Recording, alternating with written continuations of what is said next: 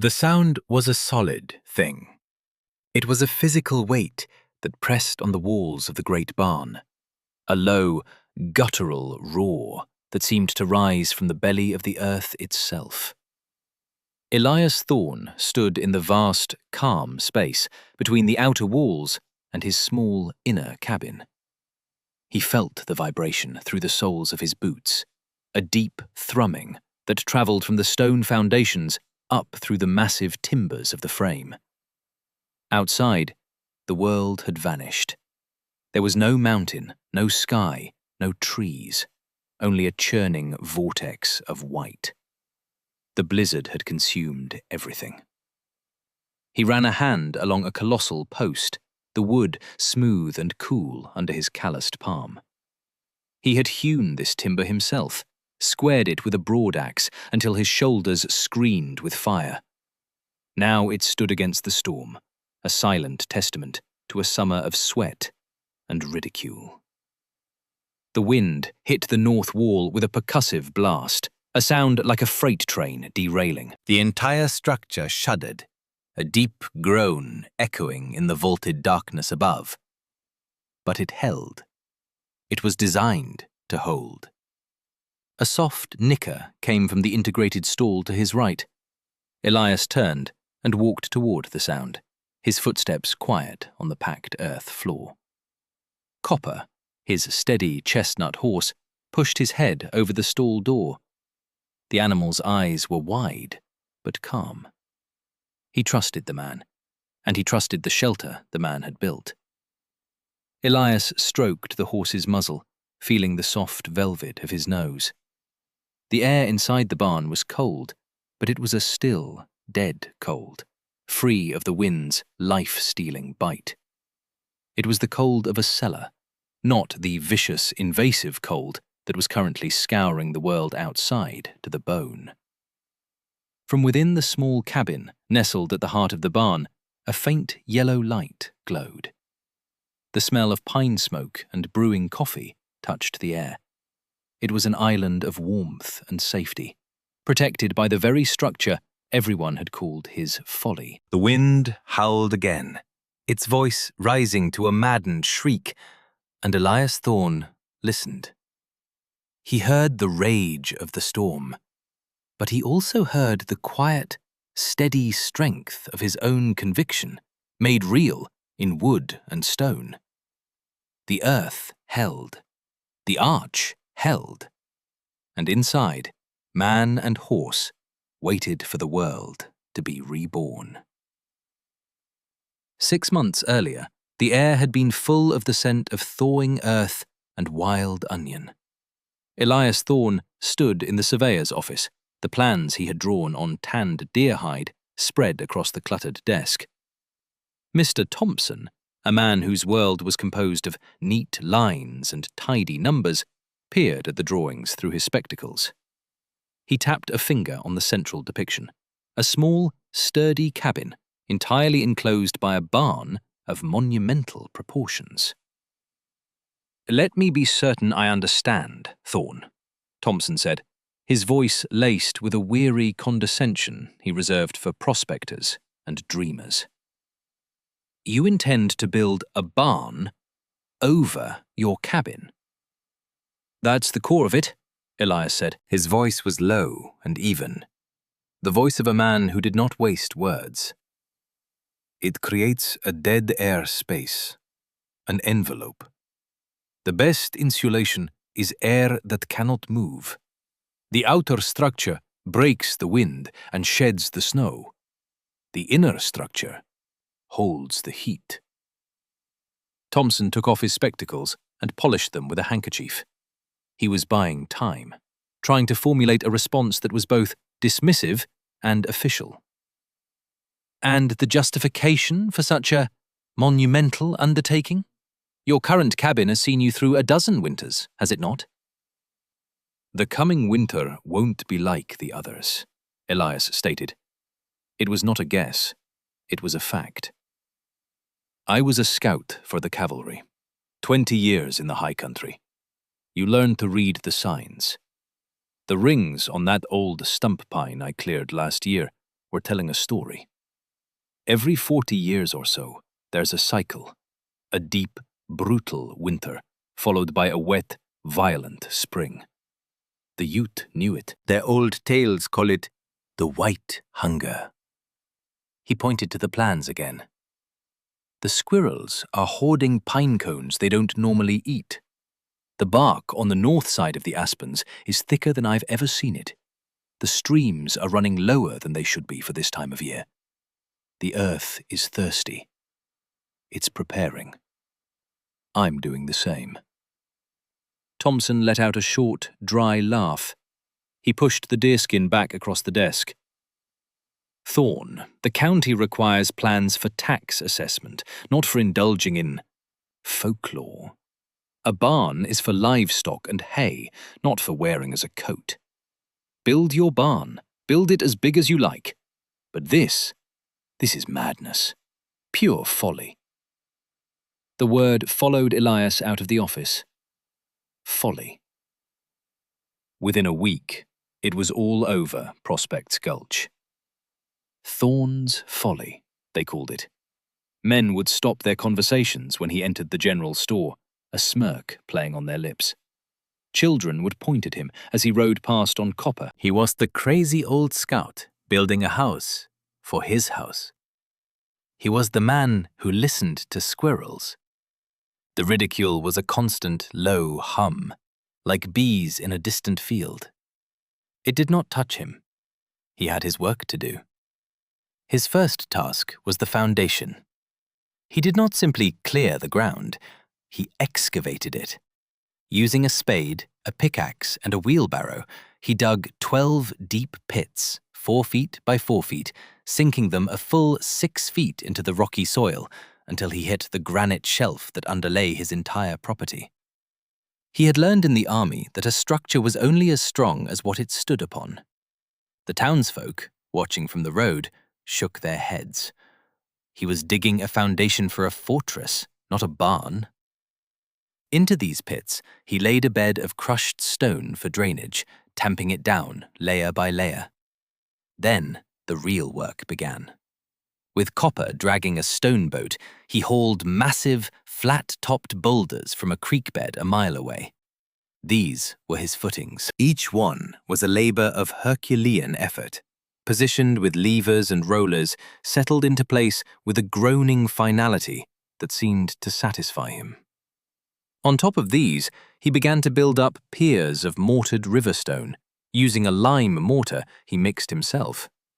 His measurements were exact, checked and rechecked with a plumb bob and a water level. While the mortar cured, he walked into his woodlot.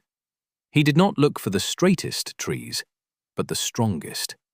He selected Douglas firs that had grown on the windward side of the ridge, their grain tight and whirled from a lifetime of resistance. He felled them with a 2-man saw, working alone, the rhythmic rasp of the blade, the only sound in the forest. He and Copper dragged the immense logs back to his clearing, a slow, powerful procession. He built a sawbuck and began the long process of squaring the logs into beams. The broad axe rose and fell, its polished head flashing in the sun. Chips flew, each one the size of a man's hand. His body, lean and corded with muscle from his years as a scout, settled into the rhythm. It was a meditation of sweat and steel. He was not just cutting wood, he was shaping the bones of his sanctuary. He cut mortises with a chisel and mallet, carved tenons with a fine-toothed saw. Every joint was a puzzle, fitted and refitted until it was perfect, ready to be locked with a hand-carved oak peg. The day of the first raising, a small crowd gathered at a safe distance. They expected failure.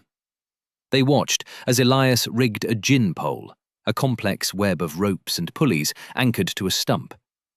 With Copper pulling on the main line, the first massive bent, 2 upright posts and a connecting tie beam, began to rise from the ground. It lifted slowly, creaking and groaning, a wooden giant waking from a long slumber. Elias moved with a calm precision, adjusting a rope here, shouting a command to the horse there. The bent rose to the vertical, wavered for a terrifying moment, and then settled perfectly into the mortises he had cut in the sill beams. A collective, grudging sigh went through the small audience. He had done it. Over the next month, he raised the other bents, connecting them with long plates and purlins. The skeleton of the great barn took shape, dwarfing the small cabin it now straddled. It looked like the carcass of some leviathan, its ribs stark against the blue summer sky. The scale of it was what baffled the people of Prospect's Gulch. It was larger than the town livery, bigger than the church, and it was all for one man, one horse, and one tiny cabin. Next came the sheaving. He milled the planks himself, using a pit saw in a deep trench, a brutal, exhausting job that took weeks. He covered the massive frame in rough-sawn boards, leaving small gaps between them. This was not the final skin. Over this, he applied a layer of felt paper, which he waterproofed with hot pine tar, rendered in a kettle over an open fire. The smell, acrid and pungent, drifted down to the town, another sign of Thorne's strange obsession. For the roof, he chose slate. He had found a small exposed seam of it high on the ridge behind his property. For weeks, he climbed the mountain each morning and returned in the evening, his pack laden with cleaved stone tiles. He punched a hole in each one with a hammer and nail, preparing them for installation. The townsfolk saw this as the final proof of his madness. A slate roof on a barn. It was an extravagance reserved for banks and courthouses. They did not understand. The weight was the point. The wind in this valley could peel a shingle roof off like a bottle cap. The heavy slate, locked together and anchored to the heavy frame, would not yield. By the time the first aspen leaves began to turn yellow, the structure was complete. It was a masterpiece of utility. The main barn doors were 20 feet high, built of layered oak. The windows were small and could be shuttered from the inside. He had built the horse stall against the south wall of the inner cabin, so the animal's body heat would help warm the main living space. The gap, the 3-foot dead air space that was the core of his entire theory, was a shadowy corridor that ran the perimeter of the cabin. It felt like a hidden cloister, silent and still. Then he began to fill it. All through the late summer and autumn, the sound of his axe echoed across the valley. He cut and split a mountain of wood. He did not pile it outside. He stacked it within the great barn, in a bay that ran the full length of the western wall. He stacked it neatly, bark side up, allowing air to circulate. Cord after cord, a fortress of firewood that reached the rafters. Mr. Miller, his nearest neighbor, stopped by one afternoon. "Elias," he said, leaning on the fence and eyeing the colossal woodpile. "That's enough wood to last a town 5 winters." "I expect it'll be enough for this one," Elias replied, without stopping his work. Miller just shook his head and walked away. Another man convinced of Thorne's eccentricity. Elias also stockpiled sacks of flour, beans, salted meat, oats for copper, and barrels of kerosene. He filled his larder not for a season, but for a siege. As the days grew shorter, the signs he had been watching for grew more pronounced. The usual autumn birds were gone. He saw a family of bears, thin and desperate, foraging for grubs at an elevation where they should have already been denned up for the winter. The sky took on a hard, metallic sheen, and the sunsets were a strange, sickly yellow. One evening, a profound silence fell over the forest. There were no crickets, no owls, no rustle of unseen creatures in the undergrowth. The world seemed to be holding its breath. Copper felt it too. The horse grew restless in his stall, pacing and snorting at shadows that were not there. Elias spent more time with him, brushing his coat, speaking to him in low, reassuring tones. The animal was a barometer for the wild, and his agitation was a more potent warning than any strange-coloured sunset. The first snows came in early November, light and feathery. The town relaxed. It seemed Thorne's predictions were just the ramblings of a lonely old man. The mockery softened into a kind of pity. They saw him on his high hill, sealed inside his ridiculous wooden fortress, and they felt sorry for him. Then, on the third week of December, the temperature plummeted. It dropped 20 degrees in a single hour. The sky turned the colour of a bruise. The wind began to moan in the high pines, a low, mournful sound that slowly built into a hungry howl. Elias checked his shutters, banked the fire in the cabin's stove, and gave Copper an extra ration of oats. He stood for a moment at the main door of the barn, looking out at the world. The snow was no longer falling. It was being driven horizontally, a furious, blinding sheet of white. He closed the massive door, slid the heavy iron bolt into place, and shut the world out. The storm raged for 3 days. It was not merely a blizzard. It was an event of geological force. The wind, funneled by the mountains, achieved hurricane speeds. It tore the steeple from the town church and shattered the windows of the general store. The snow was followed by a wave of freezing rain that coated every surface in a thick, clear sheath of ice. Tree branches, heavy with ice, exploded like rifle shots. The world outside Elias Thorne's barn was being systematically destroyed.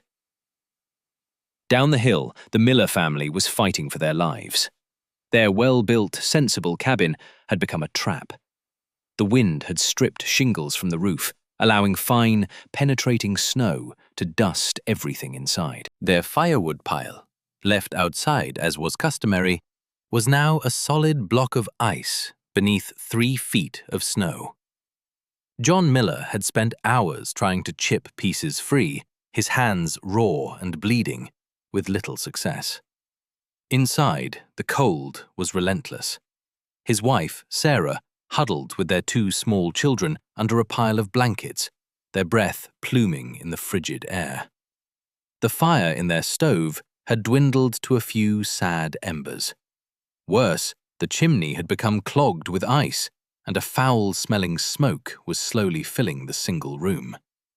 The roof above them groaned under a tremendous, unholy weight of snow and ice. John Miller looked at his shivering family, his heart seized by a cold more terrible than the wind. He thought of the man on the hill, Thorne's folly. They had all laughed. Now, the thought of that giant barn, that obscene mountain of dry firewood, was a vision of paradise. Inside his compound, Elias was comfortable. The outer barn took the storm's punishment. He could hear the ice pellets hitting the slate roof like a storm of gravel, could feel the walls shudder with the worst of the gusts. But inside the dead air space, it was profoundly still. The thermometer he had hung on the cabin's outer wall read a steady 35 degrees.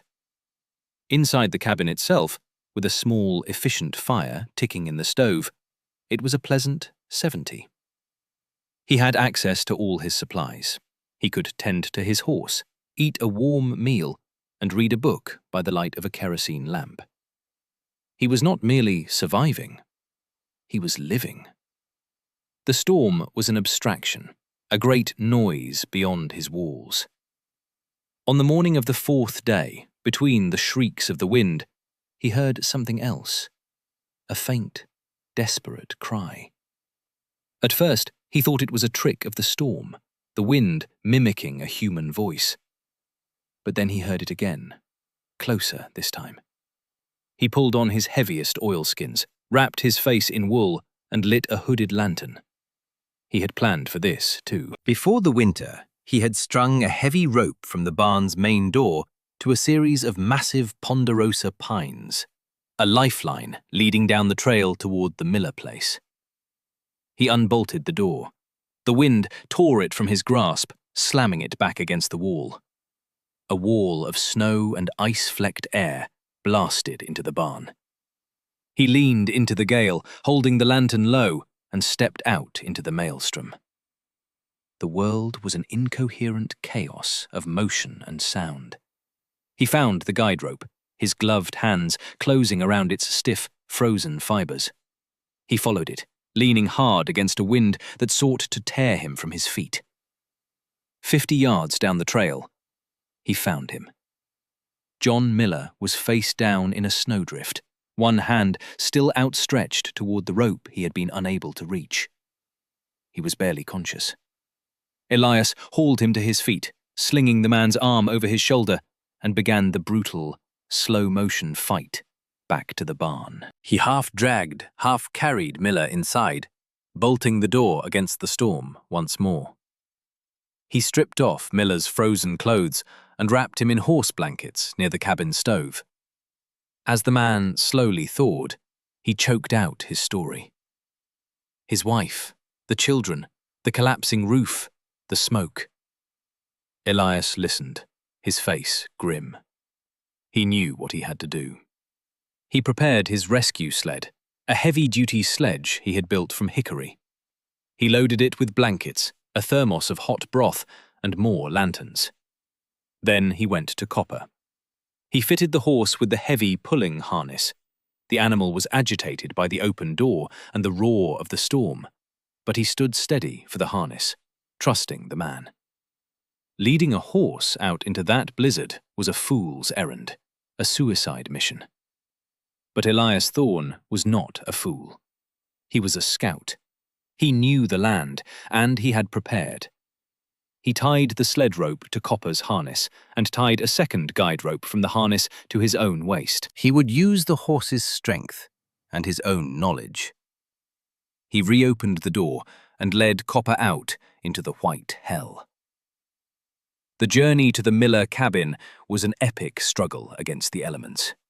The wind was a physical enemy, pushing and shoving. The snow was waist-deep in places, the ice treacherous underfoot. But Copper was magnificent. The horse put his great head down and pulled, his powerful legs churning, finding purchase where a man would have floundered. Elias walked beside him, his hand on the guide rope, his eyes scanning the barely visible shapes of the trees, navigating by memory and instinct. They found the cabin just as the main roof beam finally gave way. It split with a sound like a cannon shot, and half the roof caved in, dumping tons of snow and ice into the main room. Sarah Miller's scream was swallowed by the wind. Elias burst through the broken door.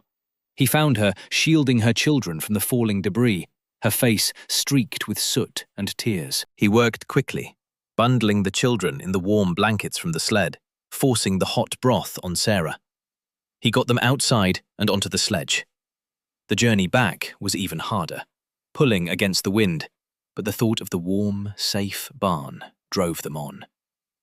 They made it.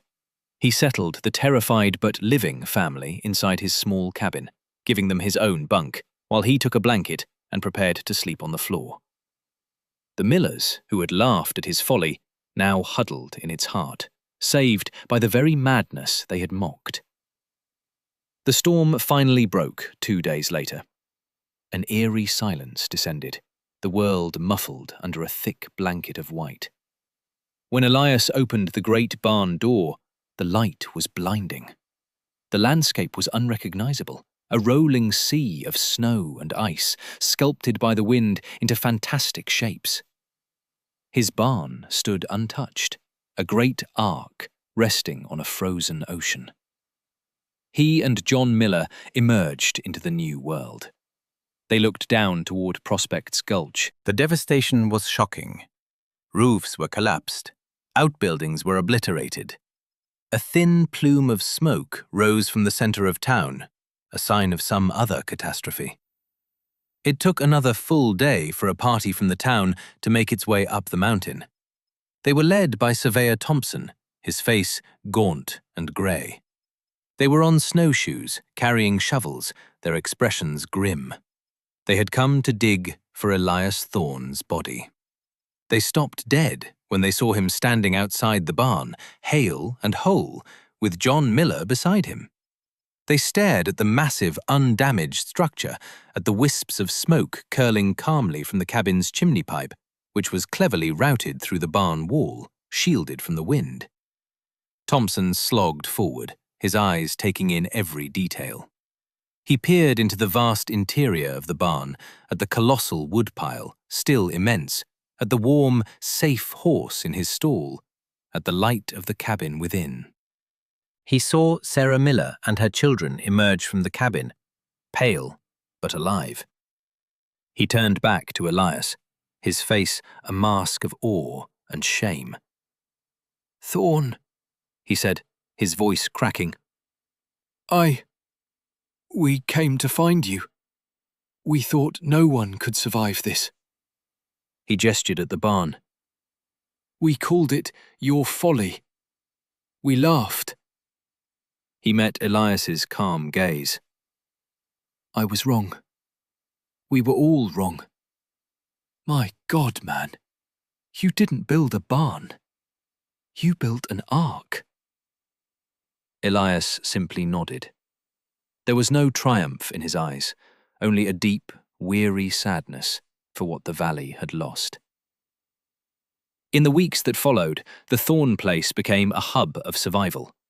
Elias's vast woodpile heated the makeshift hospital set up in the town hall. His knowledge became the most valuable currency in Prospect's Gulch. He taught them how to anchor their new roofs, how to build foundations that wouldn't heave in the frost, how to read the language of the wind and the trees. They listened now. They listened with the rapt attention of students who had nearly failed a fatal exam.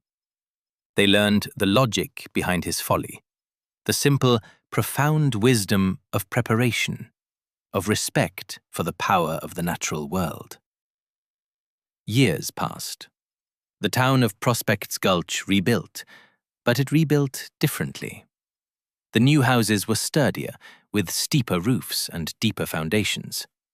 Every home had a large, sheltered woodshed, and the phrase, "stacked like thorns," became local parlance for being well prepared. Elias Thorne's great structure, no longer a folly, became a landmark. It was known simply as the Shelter. It served as a community hall in the summers and a place of refuge in the winters. Other storms came, though none as bad as the Great Blizzard, and each time families would make their way to the big barn on the hill, finding safety in the calm, still air between its walls. Elias lived to be a very old man, quiet and respected, his wisdom no longer questioned. He was a living reminder that the most sensible plans are not always the wisest, and that foresight is often indistinguishable from madness to those who can only see the world as it is, and not as it could be. Long after he was gone, the great barn remained, its slate roof silvered with age, its massive timbers as solid as the mountain they stood upon. It was a monument not to a man, but to an idea, that the deepest understanding of the world comes not from arguing with it, but from listening to its oldest stories. And sometimes, grazing in the meadow beside it, one could see a chestnut horse, a descendant of the faithful copper, a quiet testament to the enduring bond between a man, his animal, and the shelter they built against the storm.